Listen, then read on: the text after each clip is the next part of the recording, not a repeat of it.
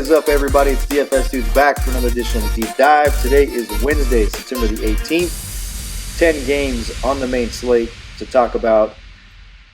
Really good night last night. Really nailed the entire slate, to be quite honest with you. So hopefully you listened to the Deep Dive yesterday and you got some exposure to the Giants. You got some exposure to the Chicago White Sox. The Giants scoring 7 runs last night. Called Mike Yastrzemski. Really good night for him. Really cool deal, to be honest with you. I mean, not too many opposing players go into Fenway Park and get a standing ovation in their first at bat, hit a home run later in the game, and then get another standing ovation. Granted, it does help when your grandfather is the great Boston Red Sox Carl Yastrzemski, all-time Boston Red Sox Carl Yastrzemski. So the White Sox, the Giants were the two dark horse teams that we picked yesterday, and those two teams came through in a big, big way. Also had the Twins and the Indians. They put up a ton of runs. Really liked both those teams. The Mets, another team. So from a pitching standpoint, Verlander with 8 strikeouts last night clearly was the cash game option. And, you know, there was some spots that I wasn't real sure about, didn't really want to get exposure to. And it sometimes, you know, you just get a feeling and you've got to say, you know what, I don't like this spot. I'm going to not get exposure to it. I'm going to look to get exposure someplace else. I know that in the industry yesterday, a lot of people were on Keller. He got lit up. I didn't buy into that one bit. Keller's isometric statistics are not good, and that's a stat that I really buy into. Dallas Keuchel giving up 5 runs in the 4th inning was a guy that looked like he turned a corner, but you know we didn't really get that one right. That's kind of the only spot that we didn't get right. Corbin wasn't a guy that I liked. Corbin did go out yesterday and throw a pretty decent start together. He did give up the no earned runs, but did give up 4 walks, went 6 innings, 11 strikeouts, did qualify for a win and a quality start. Really big day for Corbin. So a good start for him. I just wasn't comfortable with it. I didn't like it. I didn't like it. I didn't like the right-handed bats of St. Louis. I didn't like really it being a road start. There's not a lot that I liked around it. The only thing I did like about Corbin was the fact that the guy is a quality start machine. He does give you that upside, and we mentioned that. So I was okay with using Corbin in tournaments. I just wasn't going to get a whole bunch of exposure to him. But let's get into today's slate. 10 games on this slate, starting with Toronto and Baltimore. And you've got Dylan Bundy on the hill going against Clay Buchholz. Clay Buchholz, not a guy that you want to roster, in my opinion. Buchholz is 1-5. He's pitched in 9 games this year, 5.63 ERA. His last start came out September the 12th against Boston. 4 innings, 4 strikeouts, 4 earned runs, 12 fantasy points. This is not a guy that I want to load up. Dylan Bundy on the other side of this, I think Bundy, you can use him as a tournament play. You take a look at his recent history. I wouldn't go overboard and get a ton of exposure to Bundy because the Blue Jays are a pretty explosive team. They can be. They've got some firepower in that offense. You talk about BGO and Guerrero and those guys. So, but you look at Bundy, 5 2/3, 6 innings, 6 innings, 5 innings, 7 innings, 5 2/3, and 6 innings going back to the beginning of August. And he's been fairly consistent in throwing you around 30 fantasy points on the board. You know, it's a tournament option. It's not a cash game option by any means, but at 7,400 allows you to get some bigger bats. There's some strikeout upside. Bundy is kind of the guy that can go. And here's the other thing. Blake Snell, if you used him yesterday, worked out beautifully, especially as the SP2 on DK. I believe the line on him was 4 strikeouts in 3 innings pitched. I'd have to double check that. Let me look. I've got that in front of me actually right now. The box score on Blake Snell: 2 innings pitched, 4 strikeouts. I mean, I don't think you can ask for much more out of a SP2 for what we were looking to get out of him at that price point. So, you know, back to Bundy. It's a tournament play, man, and it's a low-owned option. You hope he goes out there and strikes out 8, has one of those Dylan Bundy starts that come once every so often. But, I mean, really the last time he did this was at Toronto on July 5th, where he threw up 45 fantasy points, going 6 2/3, striking out 6, giving up an earned run, getting you a win and a quality start for 45 fantasy points. So since then, he's had multiple 30-point outings. He did go against Kansas City, I guess, on August 20th, 7 innings, 7 strikeouts, a win and a quality start, 43 fantasy points. Bundy's the guy that can go out there today, and you can take a flyer on him in tournaments. If you're playing 150 lineups, maybe you get 5 to 10% exposure to Dylan Bundy. So Seattle's at Pittsburgh again. Justin Dunn against Dario Agrazal, and let's start with Dunn. He's going to open here, so he's really not in play. We don't even need to get into him or cover him. And then Agrazal, I mean, he's 13 starts, 4 wins, 4 losses, 4 quality starts. I mean, look, the last outing was a very short outing. 65 pitches, 64 pitches, something like that, 4 innings. When he kind of went on a run this year where he had 4 or 5 starts of 6 innings pitched, and he looked pretty good. This looks like a good young arm, etc. But he hasn't really done that since. He hasn't done that since. He's gone 5, so that's kind of where I say he hasn't really done it since. But the majority of his outings have been between 3 innings and 5 innings, and there's a lot of 3 2/3, 2 innings, 4 1/3, 4 innings in there. So he's not really in play, and you don't really need to do that tonight without like a Coors Field on this slate. So Detroit, Aaron Savali will go against Spencer Turnbull. Detroit is at Cleveland. Savali's a guy that I've liked since they brought him up. He starts the season with 4 straight outings of at least 6 innings pitched, going 6 innings in each of them, getting at least 4 strikeouts in all of them, with 6 in his first, 7 in his second. The strikeouts haven't really been there in his last 3 starts, but he's pitched 7 innings, 5 innings, and 5 innings. So, I like this kid. 8,500 is a pretty steep price tag to pay for him, but it is a start against Detroit. He has faced Detroit 2 times already. 46 fantasy points on June 22nd in his debut, and then August 28th, he went 7 innings, striking out 5 for 40 fantasy points. He's kind of at that price range on FanDuel, 8,500, where it's a little bit rough to pay that off. You need a little bit more than 40 here on a Garrett Cole type night. But another guy, he's like Bundy here, where you can put him in some tournaments, get him at a moderate, a lower to moderate exposure rate, and play the upside. Turnbull, on the other hand, look, 5,600, 27 games, 3-15. Avoid him at all costs, not in play whatsoever. The Giants are still in Boston. Jeff Samardzija against Jules Chassin. I don't like this one bit. I don't like Chassin. Chassin has really served as an opener. That's what he's really served as. I don't like, outside of Tampa Bay, who's kind of mastered the opener, I don't like when other teams do this, because to me it kind of forecasts what you're doing, and you're saying it's a bullpen game.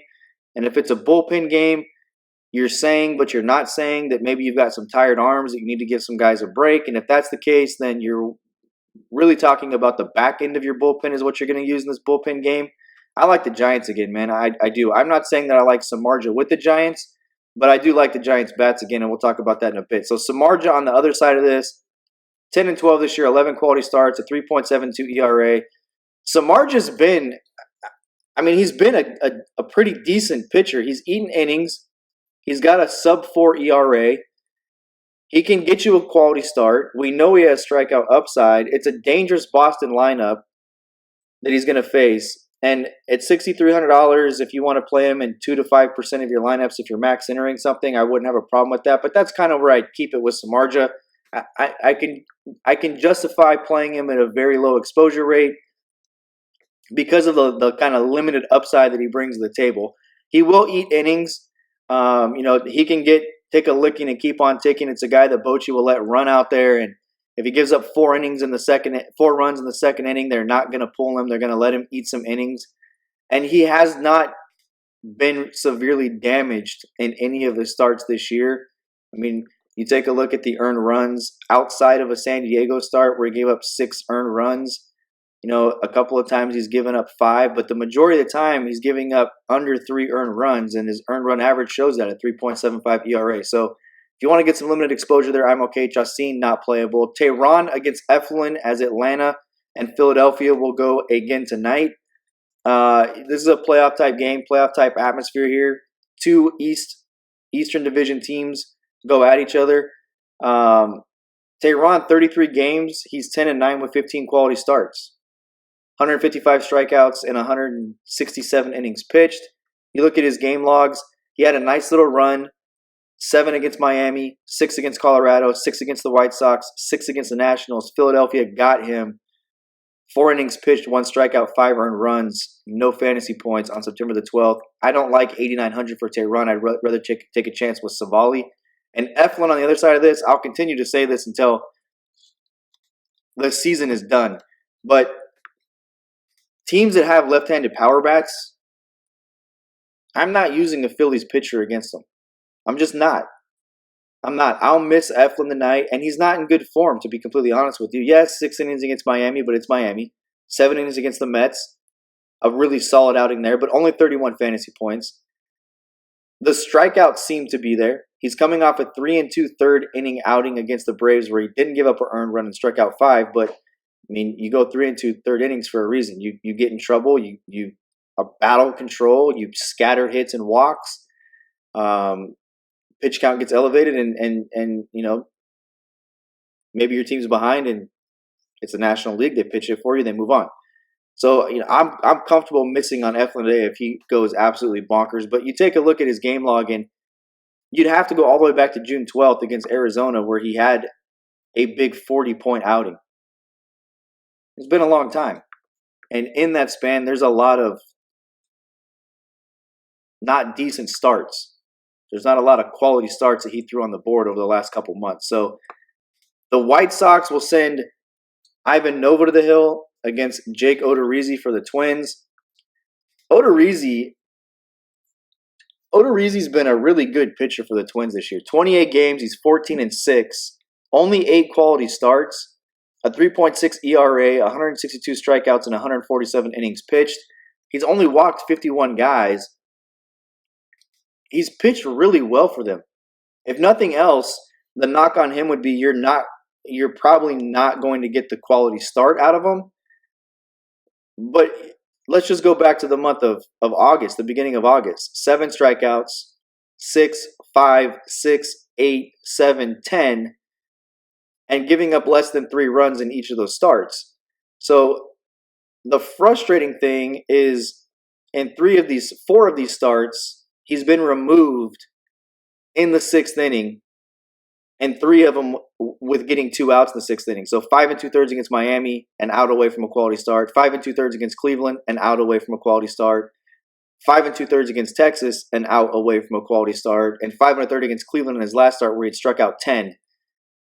You really like to see him finish that situation, but that's the one knock on Odorizzi. It's a steep price tag. That would be knock number 2.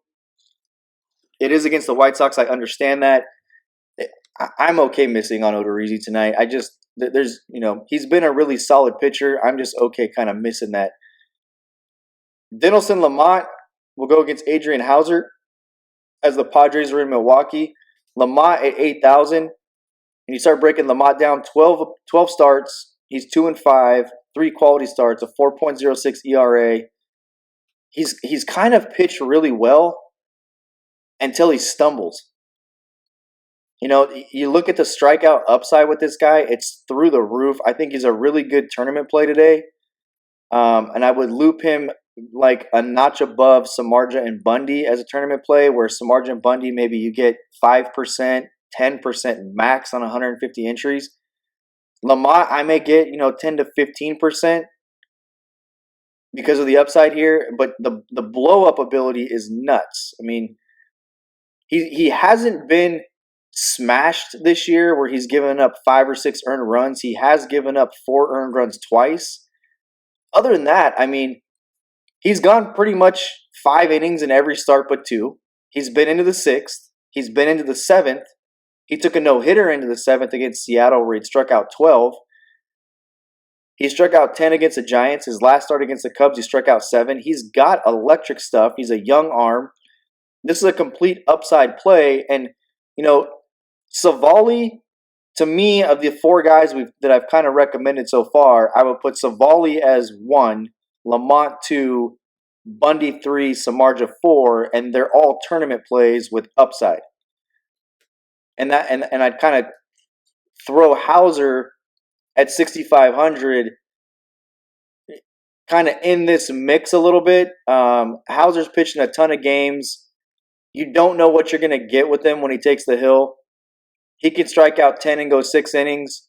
He can go an inning and 2/3 and strike out 1 and be removed in an opening type role. You don't really know what the plan's going to be with him. It's an upside play at 6,500 that I would put as the 5th guy on that rung where I think he's usable. It's the Padres. There's some strikeout upside here. Hauser can go out and strike out 6 or 7 guys, pitch between 4 and 5 innings. Maybe he qualifies for a win. Maybe he doesn't. But you have to understand that's what you're getting yourself into when you load him up as an SP2 or as your pitcher on FanDuel. He could get you that kind of upside. It makes it a tournament play. I would put him as kind of the 5th guy on that rung. And maybe the 4th, maybe it's him, then Samardzija. But these 5 guys that I'm mentioning, they're all in the same boat. They're huge upside plays that you want to get some mixed exposure to at a lower exposure rate. And you're banking on them having some pretty big upside tonight. We move on. The Reds are at the Cubs. Lester against Molly. Last night, it didn't work out so well with Yu Darvish or Sonny Gray. Lester's 13-10 in 30 games this year, a 4.59 ERA. I don't like this play. I don't like it. I don't think Lester's had the best year. He's had some really good starts mixed in, but the consistency has been more bad than good. Molly, what do you want me to say here? I'm not going to recommend that you use him either. I don't like him one bit, not against the Cubs here. Texas is at Houston. Garrett Cole against Kobe Allard. Kobe Allard, this guy's going to be really good. He's going to be really good. I've been on Allard since his debut. I've recommended Allard since he debuted. You can go back to August 24th when I recommended using Allard against the White Sox, and he went 6 1/3 for 8 innings pitched. In his debut, I recommended him against Milwaukee. I recommended him when he pitched against Toronto. It's a scary lineup he's going to face in Houston. A real scary lineup. I think a lot of people will stay away. I don't think anybody's going to own this guy. He's an upside tournament play. That's kind of what this slate is shaped up to be. But it'll be a very contrarian play to load up Allard against Houston. Garrett Cole is your chalk cash game option, 12,100, 30 games this year. He's 17-5 with a 2.62 ERA, 292 strikeouts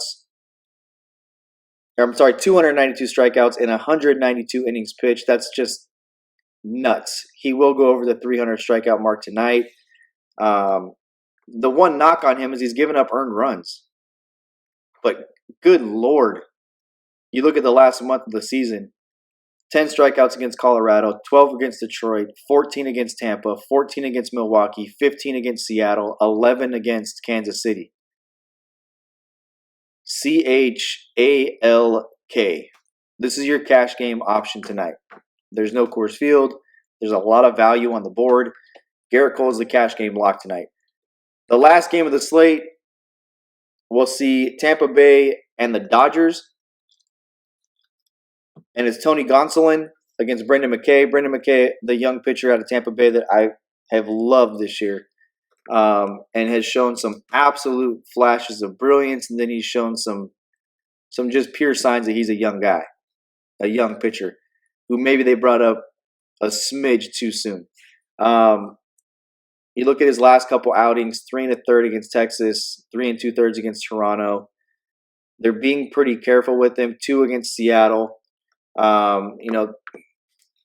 He's a young guy. You can't use him tonight. I don't feel the same way like I felt about Snell, where he has the same upside. It's kind of like a poor man's Blake Snell last night, if you will.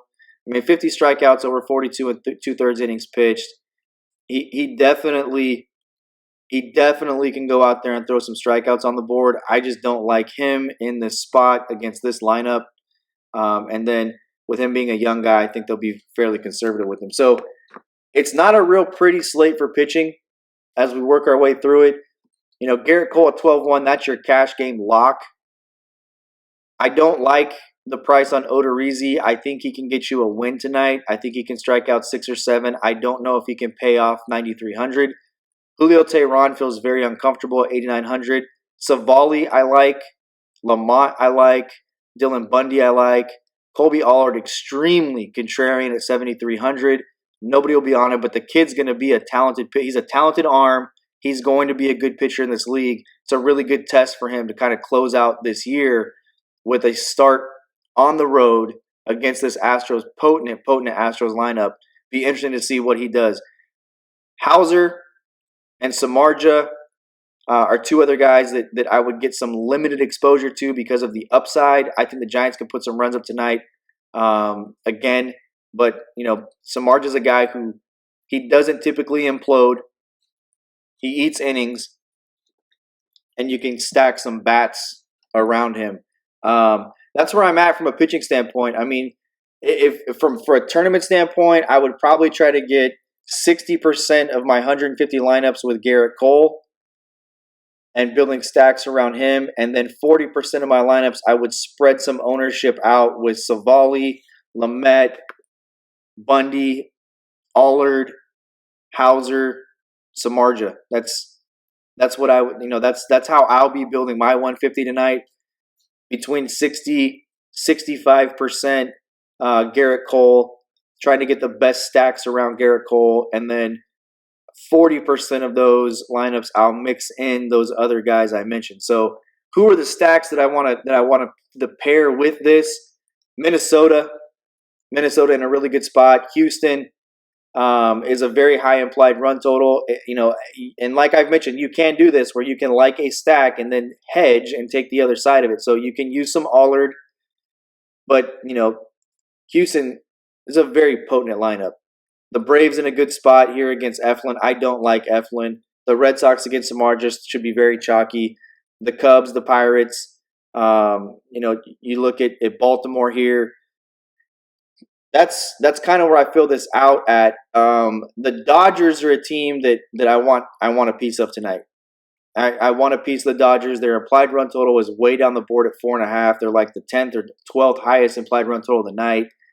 I think some name recognition with Brendan McKay could keep some people away without doing their due diligence and checking into what McKay's been doing lately. Not pitching a lot of innings, not being real efficient. That's not to say he can't go out tonight and be efficient, but I just think that people will kind of avoid that. The Giants, again, at Fenway Park, it's not as feel-good tonight because all of the emotions and all of that with Yastrzemski making his appearance there last night with his grandfather. That's all kind of settled down now, but still, it's a good spot. It's a really good spot for them. The Reds are another team that I think is really dark horse tonight. I think that they're really dark horse. And the last one for me is the Padres.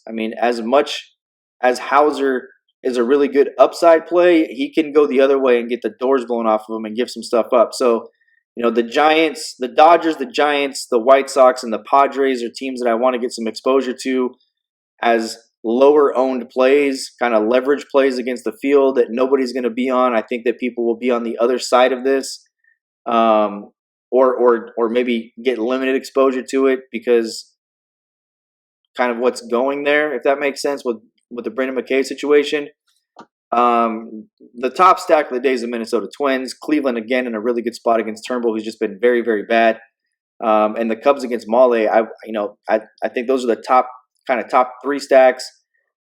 Actually, I'm missing the Braves. For me, the top 4 would go, from an implied run total standpoint, it's Minnesota at 6.6, Houston at 6.4, Cleveland at 5.8, the Braves at 5.6, the Red Sox at 5.4, the Cubs at 5.4, Pittsburgh and Baltimore at 4.9, Seattle, Toronto, Milwaukee at 4.7, the Phillies and Dodgers at 4.5, and below that you've got some teams with 4 that nobody's going to really pay attention to, and that's where the Giants come into play, the Reds against Leicester, who, the Dodgers and the Reds, to me, seem like teams that people will avoid because of some name recognition as the starter that's pitching against them.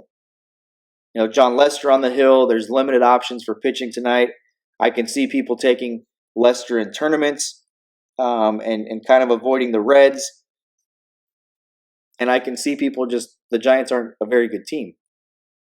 We'll avoid them. And the Dodgers with McKay, it's Brendan McKay. Maybe they'll score a couple runs tonight, but they're not going to go off. They're not in the same spot that, say, Boston's in against Samardzija or, Cleveland's in against Turnbull. And people don't know who the hell Kobe Allard is and that he's pitched really well this year and that he's a really good, talented young arm. So people will flock to Minnesota. They'll flock to Houston. They'll flock to Cleveland. They'll flock to Boston. But to me, the way I kind of rank it out is Minnesota 1, Cleveland 2, Atlanta 3, Chicago Cubs 4, and then 5 and 6 I would throw in as Houston and Boston want some exposure in those spots. Boston 6 because Samardzija hasn't just gone out there and blown up this year. He's been tagged, but he hasn't gone out there and just been blown up. And the Giants do follow it up with a pretty decent bullpen. So, both these teams deserve exposure because they played 15 innings last night, for one. 2, Boston declaring pretty much this is a bullpen game with Jules Chassin going to open. And when that comes off, we tried to win last night's game with 15 innings. We got some guys that need to get some rest, like I mentioned earlier. There's an opportunity for runs to be scored, especially in a ballpark that can yield a lot of runs. So the Giants, I'd probably throw 7, the Dodgers 8, and then kind of tied in that 8 spot, the Padres and the Reds. I mean, I'd like to get some exposure to the Padres and Reds tonight because they're really leverage plays. They'll be super low owned against the field. I feel people will use Hauser tonight at 6,500 against this Padres lineup. I feel people will use Lester tonight against this Reds lineup. So that's where I'm at from a stack standpoint. That's what I want to pair with these pitchers. I will be back tomorrow with another edition of the Deep Dive. Until then, be cool, keep it cashing. Peace out.